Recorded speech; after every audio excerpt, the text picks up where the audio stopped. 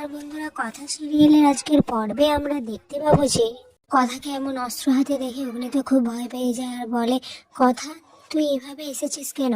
তোকে দেখে তো বাড়ির সবাই ভয় পাচ্ছে, আর সব থেকে বেশি ভয় পাচ্ছে কনক চাপা। তখন কথা বলে, দেখুন পাচক মশাই, অত কথা বলার সময় আমার কাছে নেই। আপনি কিভাবে এটা করতে পারছেন? আমিও তো আপনাকে ভালোবাসি, তাহলে আপনি কেন আমাকে বঞ্চিত করেছেন?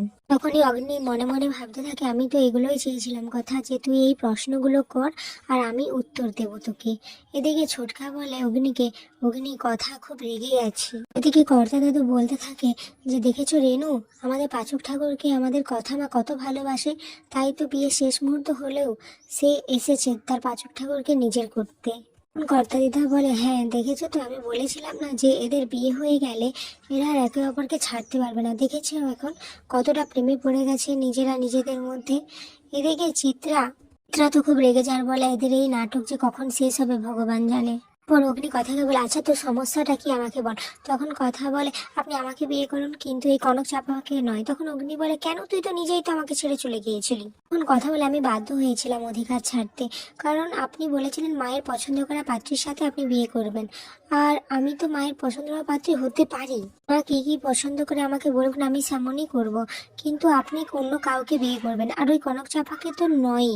এরপর প্র্যাকি বলতে থাকে, এবার কি হবে, আমাদের কি বিয়ে হবে না? এটা শুনে কথা তো আরো রেগে যায়, বলে তোর খুব বিয়ে করার শখ তাই না, আজকে তোর স্বাদ মিটিয়ে দেবো আমি। ঋতু তো খুব ভয় পেতে থাকে। তখন জুনি বলে, ঋতু তুই এত ভয় পাচ্ছিস কেন? কথা কি এরকম করার মেয়ে? তুই একটু বেশিই ভাবছিস, দেখাই যাক না কি হয়। এরপর পিছিয়ে বলে, কথা তুমি এত রেগে যেও না, তুমি এত রিয়াক্ট করো না, তোমার শরীর খারাপ করবে। তখন কথা বলে, কিভাবে বলতে পারো পিসিয়া, পাচক বসে আমাকে ভুলে গেল। আমি তো এই বাড়ির জন্য অনেক কিছু করেছি, কখনো কোনোদিন খারাপ চাইনি এই বাড়ি। কর্তা তুই বলুক না। কর্তা দাদু কি বলবে তখন তো বুঝতে পারে না। তখন কর্তা দাদা বলতে থাকে, কথা না তুমি একটু শান্ত হও, আমি তোমাকে বুঝিয়ে বলছি। তখন কথা বলে, আমি কোনো শান্ত হব না। এরপর সঞ্চিতা বলে, কেন শান্ত হবে না? সবটা শোনার পর তুমি তোমার নিজেরই ভালো লাগবে। শোনো তাহলে, তুমি কি ভেবেছিলে আমি অগ্নির অন্য কোথাও বিয়ে দেবো? না কথা, আসলে আমি অগ্নি বিয়ের সময় থাকতে পারিনি, তাই আমি চেয়েছিলাম যে আমার পছন্দ মতো আবার বিয়েটা হোক, কিন্তু বিয়েটা হবে তোমার সাথেই। তুমি তো হঠাৎ করে চলে গেছিলে, তাই আমি আর অগ্নি কম প্ল্যান করেছিলাম যে কিভাবে তোমাকে এই বাড়িতে আনা যায়। ও বলে, তুমি যাও না, যেয়ে দেখো পাত্রীর মুখটা, তুমি নিজেই চেনো পাত্রীকে। তারপরে কথা তো অবাক হয়ে যায়, কথাই বা যায় পাত্রীর মুখ দেখতে, আর গিয়ে যখন ঘোমটাটা সরায়, কথা তো প্রত্যয়ীকে দেখে অবাক হয়ে যায় আর বলে, দিদা তুমি তুমি কনক চাপা সেজেছো? তখন প্রত্যয় বলে, কি করব বলো তো, কথা বিগবর বলেছিল যে, আর তোমার বিগবর জন্য আমি সব কিছু করতে পারি, আর আজ এই যে তোমরা এত হ্যাপি, এটা দেখেই আমি খুব খুশি। ও জুনি বলে, তুই ভাবলি কি করে কথা যে আমরা তোকে ভুলে যাব? তুই যে আমাদের জন্য কি করেছিস সেটা কখনো ভোলার মতো নয়। তাই এখন এসব কথা বাদ দে, তাড়াতাড়ি চল, বিয়ের পিড়িতে তোকে বসতে হবে।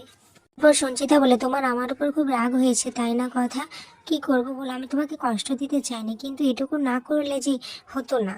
এরপর কথা বলে, না মা, আমি রাগ করিনি, কিন্তু আমার খুব খারাপ লেগেছিল যে পাঁচু মশাইকে আমি পাবো না, আমার জীবনটাই যেন বৃথা। এরপর সঞ্চিতা বলে, আমি তো তোমার সাথেই বিয়ে দেবো কথা।